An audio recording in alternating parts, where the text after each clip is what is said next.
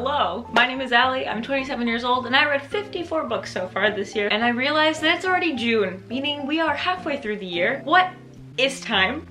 So what better time than now to do the mid-year freak out book tag thingamajig. This is my second year in a row doing this. I'm fairly fresh meat to booktube. I've been doing YouTube since I was 11, but bookish type content, only been at it for 2 years. So this is our second take of doing this. I'm very excited to have many years under my belt, to look at these mid-year marks, see what I've read, see what my favorites were, etc. I'll leave the questions down below. It's very self-explanatory. It's mid-year superlatives. A nice chance to review what has been consumed, literary-wise.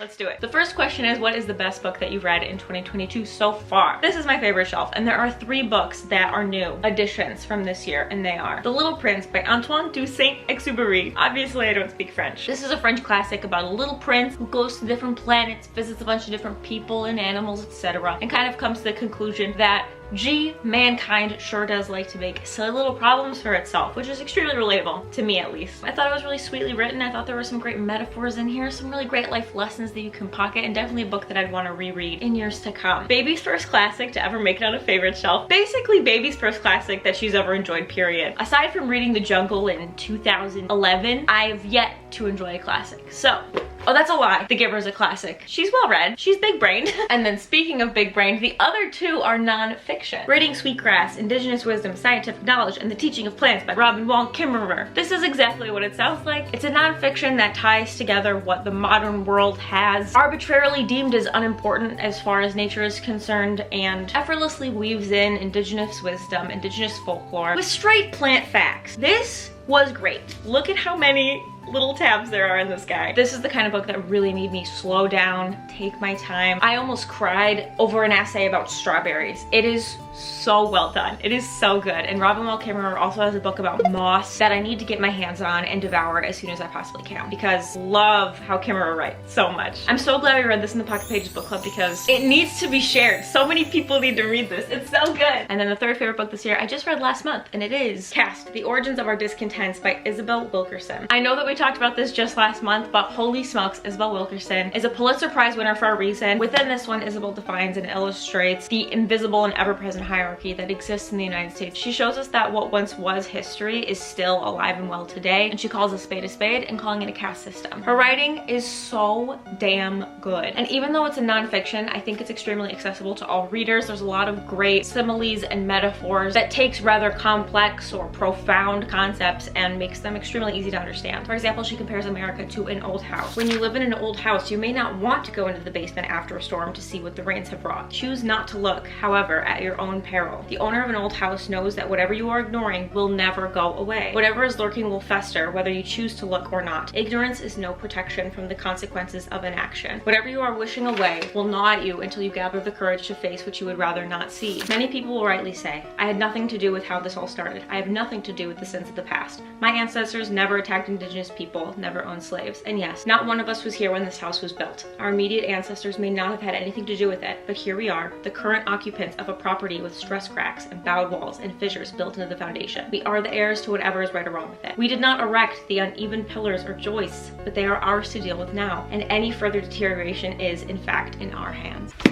Is this in your cart yet? Is this on your TBR yet? Do it now! Next, best sequel you've read so far in 2022. To my knowledge, I've only read one series, and that is Heartstopper by Alice Oseman. If you were anything like me and you're putting this off because of how hyped it is and you know that there's no possible way that it can live up to the hype, incorrect, false, lies, slander, untruths. It's so good. It's so cute. It's the best. It's so good. I love it. It's just such easy reading and it's so easy to enjoy, but it also covers very important themes as well, which I was not expecting. I thought it would just be a sweet little gay time, which is my favorite, but within said gay time, we talk about some stuff. It's wonderful, and the friendships are wonderful, and the love is wonderful. The teenagers talk like teenagers and act like teenagers, but that doesn't make it a series that adults can't enjoy as well. I think everyone can enjoy this. It's so good. It's so good. I love it so much. Okay, if you didn't already know, Heartstopper is a series that follow two boys, Nick and Charlie, who fall in love. We cover the complications of coming out to family or friends. We cover mental health. There's trans representation. It is flawless. Read it. Read it! Next, what are some new releases that you haven't read yet but you want to? My TBR shelf is currently 3 full shelves that are also overflowing. There are stacks in front ton of stacks. So let's rapid fire go over some new books that I want to read. Really bad! You Made a Fool of Death with Your Beauty by Akwaeke Emezi. I read Pet by Akwaeke Emezi, gave it 5 stars. I also quite enjoyed The Death of Vivek Oji. So this book was a no-brainer in my opinion, but listen to the first line. Milan was the first person Faye had fucked since the accident.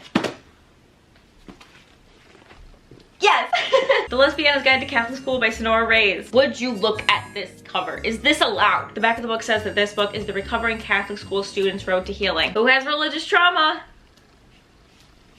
Join me. Maps for Spectacular Bodies by Maddie Mortimer. This is one of those books that I just saw at the bookstore and fell in love with the concept. And also, little cells on the inside. Gorgeous, amazing, wonderful. Wow. I'm really looking forward to reading this one because it covers chronic illness and death, but claims to also feel very much alive. Every time I opened this book in the bookstore and I read a sentence in it, it was just written so beautifully. Definitely one that I'll have to take my time with reading, not one that you can speed through, but honestly, that has to happen sometimes. I'm very excited. All My Rage by Sabaa Tahir. Young love, old regrets, forgiveness, coming of age, family pressures. I've heard nothing but good things about this book. And the cover. The covers lately, so many cover designers deserve a raise. That's all I have to say. And then we have The Swimmers by Julie Otsuka. Once again, whoever made this, raise. Raise. Millions of dollars for you forever. Oh, amazing. You can feel the waves. Shut up. Anyway, the author of this book wrote The Buddha in the Attic, which was a book that I read years ago when I first started getting back into reading. I borrowed it from my library and it was just one of those books that reminded me why reading is so important. It's more than just entertainment. There's so much learning involved, and then within learning stuff, it makes you more empathetic to other people and you just understand the world around you better, and it's just amazing. So when I first saw this book at the bookstore, I didn't notice that that's who the author was, and I'm like, girl, you just want this book because of the cover. Do not you dare. But then I saw who the author was. Our protagonist spent her childhood in a Japanese American concentration camp, which is something that was not a part of my history education growing up in the US in the public education system. I only knew about it after reading George Takei's graphic memoir. So if you also weren't taught about this and you want to read a nice fictional book that's written beautifully, I haven't even read it yet, I just know that it will. Let's read this summer, shall we? Yes. Oh yeah, and also Overthinking About You by Allison Raskin. I think she's most infamously known for Just Between Us, the show that she hosts with her friend Gabby. Allison was diagnosed with obsessive compulsive disorder after a really high fever, after a really bad bout of strep throat when she was 4 years old. So OCD, anxiety, and depression has been a running theme in the things that she creates, and I love how open and honest she is. She just went back to school to get her master's in her 30s, which we love that. Fuck your timelines. And she just wrote a book about navigating romantic relationships when you have anxiety, OCD, and depression. She started to write this book when she was engaged. And so from her perspective, she thought, great, this book will be about a success story. But then her fiance abandoned her, just completely left out of the blue in her life. And so she finished off this book with grappling with that, coping with that, finding new love, accepting herself, and moving forward. And I am so excited to read this. I'm so proud of her. I'm so excited that this is here in my hands, in my life. I think those are all of the new released 2022 books that I want to read. There are a lot of books that are new to me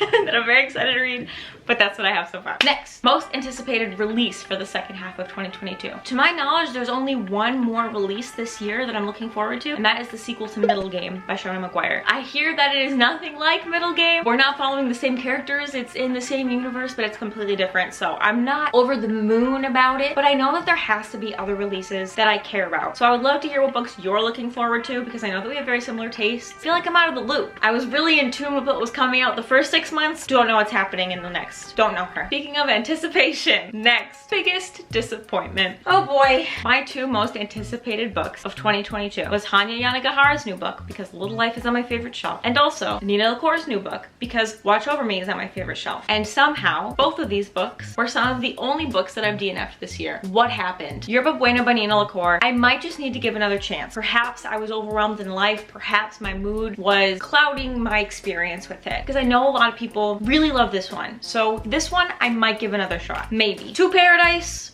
not happening.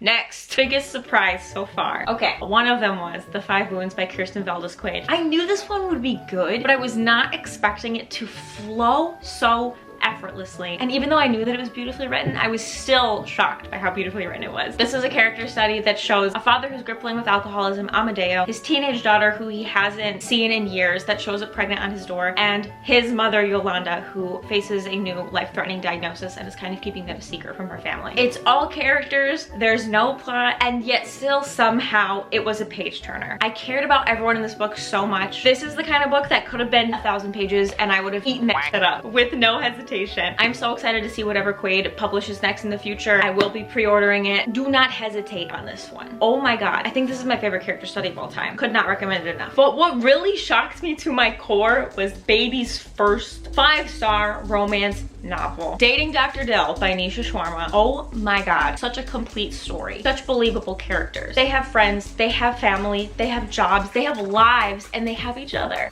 We have some great food imagery as well as a different kind of spice that I enjoyed very much so. Didn't think this would happen. Didn't think this day would come. I was always somebody that struggled to connect and get into romance reads. I'm a firm believer that we can all find something we enjoy in every single genre. Keep challenging yourself, keep trying, because I'm so happy to thaw the bitter, icy crest around my heart that was not liking romance, because I'm having fun now.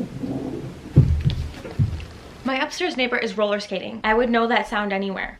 Good for you. Next, new favorite author. I've had quite a good reading year so far, so I think there are a few authors that I will be keeping my eyes peeled for anything they write in the future. But I felt myself unlock a Pandora's box with one particular author, and that was Tillie Walden. Tillie Walden, Tillie Walden, Tillie Walden. I have had On a Sunbeam and other graphic novels by this author on my TBR for years, and obviously I've put off reading them. But upon further consideration, didn't take much. It was abhorrently obvious that I didn't start reading them because I knew that if I read one, I would have to read all of them immediately. I loved On a Sunbeam so much that right after finishing it, I went to the graphic novel store and bought Tillie Walden's graphic memoir. And there are more online by Tillie Walden that I will need to own all of them, essentially. This is a gay graphic novel that takes place in space. I don't need to say anything else. Look at the colors. Look at them. Look at them. Look at them. Are you kidding me? I mean, shut up.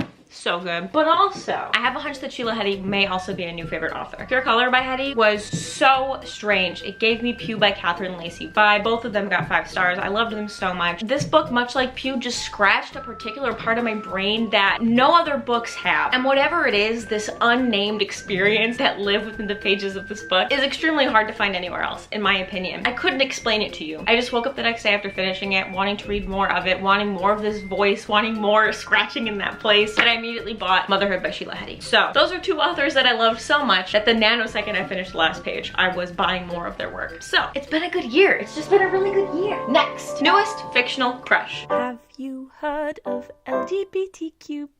Well, I am the B. Choke me like you hate me. Bye, Panic! Next, newest favorite character. I am so in love with the friendship that blossomed and stayed strong between the 2 women in A Thousand Splendid Suns by Khaled Hosseini. Miriam and Layla were so badass and powerful and resilient, loving and important. I loved them both. Hosseini's character building will never not surprise me, so I'm not shocked that it's one of his books that falls under this prompt. Next, a book that made you cry. As some of you may know, last year I said, I've never cried over a book yet. And then but a few months later, this happened. Niagara Falls, Frankie Angel. I haven't cried like that over a book since, but I did recently shed one single tear reading the following. Maybe You Should Talk to Someone by Lori Gottlieb. Now, this book isn't a new favorite. I thought it was a little bit scattered, but Julie in this book, that's all I'll say. This is a nonfiction about a Los Angeles therapist. So we get some experience of her seeing her own therapist and also how she helps and gets to know a few of her patients. I really cared about Wendell. It was his advice that I was underlining all throughout, but Julie, Booby, baby, I want a whole book just on you, girl. Oh, I love you. Next, a book that made you happy. First book that comes to mind for me for this one is One Last Stop by Casey McKiston. Another one of those books that I thought couldn't possibly live up to the hype, but it was just fun. We follow August as she adjusts to her new routine with new roommates, a new job, a new commute, an onset commute. She finds a very attractive girl named Jane on the train. But the catch is that Jane doesn't just look like she's from the 1970s. She is literally from the 1970s and is stuck in space and time on this subway and can't leave the train, and they fall in love, and somehow a subway is a spicy place. Didn't think that was possible, but thank God it is. I just loved everything about this book. I thought it was quite nice. It's not out of this world as far as like grand themes or anything wild. It was just a happy place. If I was with August and Jane, I was happy. If I was with August at work, I was happy. If I was with August with her roommates, I was happy. This is a comfort read. This is a happy read. I don't read a lot of happy reads. I'm definitely trying to change that because I love the way this made me feel. Do you have one book that just makes you happier than anything else? What book do you recommend to people when they're having a bad day? What book would you recommend as just the happiest book ever? Because I don't have enough happy books and sometimes I just want to smile. Please let me know. Oh my God. Next is the most beautiful book you bought this year. Rapid fire, because oh my God.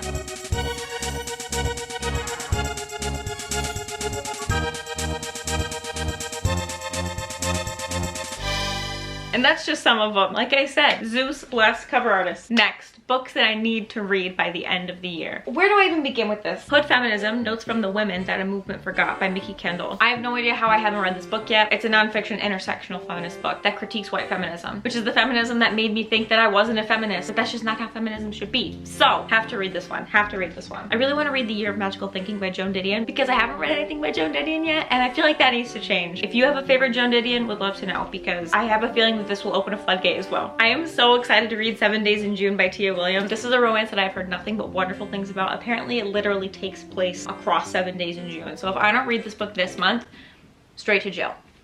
And I'll accept my sentence. Travelers by Helen Habila. I blame Alex for this one, which we'll talk about later. It follows the lives of many people who moved to the United States from places like Nigeria, Somalia, Libya, and I hear it's really great. Plus, look at how cute this photo is. Oh! That Dead Man Dance by Kim Scott. The lengths I had to go to find this book. I don't know if it's not in print anymore or if it's just hard to find in Europe or what, but I found it secondhand and here it is in my life forever. From what I understand, this is a historical fiction that follows the colonization that took place in Australia. The quote that sold me on it is, "We learned your words and songs and stories and never knew you didn't want to hear ours."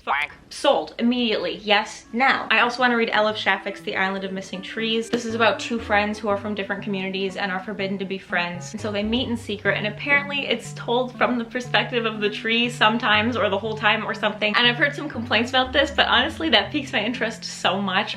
This is an assumed 5-star for me. I think that the magical realism really gives it the potential to be a new favorite. I have really high hopes for it, and honestly maybe that might be the reason I've been putting it off, is because I'm putting a lot of pressure on it, but I will read this year. I have to. I also really want to read The Afro-Minimalist's Guide to Living with Less by Christine Platt. I am very obviously not a minimalist at all, but according to Christine, it's okay to have things. To her, minimalism is more so about just consuming with a purpose and putting more thought behind the things that you do buy, which I really like. I read somewhere that Christine wanted to embark on a newfound journey of minimalism, but most of the stories and advice that she found was extremely rich white people advice. She realized why the lifestyle often seems unattainable. The emphasis on an all-white barren aesthetic distracts from the practice of living with less, and so she decided to create a minimalist life her way. I'm really looking forward to learning how to live and consume with more intention while not feeling weirdly judged by some influencer online who just dropped 400 bucks on a scarf. You know what I mean? Okay, and last but not least, favorite community members. I have a lot. I could talk for 9 years about all of the people that make great things related to books on the internet.com. So let's do a really quick, shortened list of some of the people that inspire me and amaze me. Books are my social life. He was actually the first booktuber that I subscribed to when I got started in this scene, so to say, back in 2020. I'm so psyched he's uploading frequently again. He's top tier. Cursed Reads is a homie through and through. Can't wait to get tandem tats from one of our favorite books in 2 months together. I love her vlogs. I love her hot takes. She's delightful. Then we have Alexandra Rams. I've never not liked a book that she recommends. It's her fault that The Travelers and many other books are on my TBR shelf right now. Gotta love it. And then if we scoot on over to Instagram, we have What April Reads. I mention her all the time, but I just love her honest reviews. She's so fun to buddy read with. And within this video, I am manifesting that she makes a YouTube video someday, because she would be damn good at it. There's also Voided Lux, or Sarah, on Instagram if you like specifically horror themed book recs, because it is so stylish and amazing, and she's also very fun to buddy read with. Then we have Sally Timms. We also became friends this year, and her vlogs are so creative and next level. The effort she puts into everything. Oh, chef's kiss. Speaking of a hardworking professional, we have Rincey Reads. This page is chock full of strong and concise reviews. I feel like I should be taking notes when I watch them. Mina Reads has such cozy vlogs, and I cannot wait to dive into her smut recs because I'm a baby spice reader and I feel like she's an expert. I actually did take notes. I screenshotted something from her Instagram stories so I could read some of the things and authors that she recommended later. Hannah May also has very strong recommendations. I found her channel through a chronic pain disability books video that she made. Videos just make me feel so much less alone as a sick person, and so you gotta love her for that. Kim, we talked about Booked and Busy because oh my god, she is sunshine incarnate. Her bookshelves are incredible, and every time I watch one of her videos, I feel like I'm sitting down with a friend on FaceTime talking about books. I love it. And also, if you like cozy, you better be subscribed to For the Love of Classics. Her voice is so calming,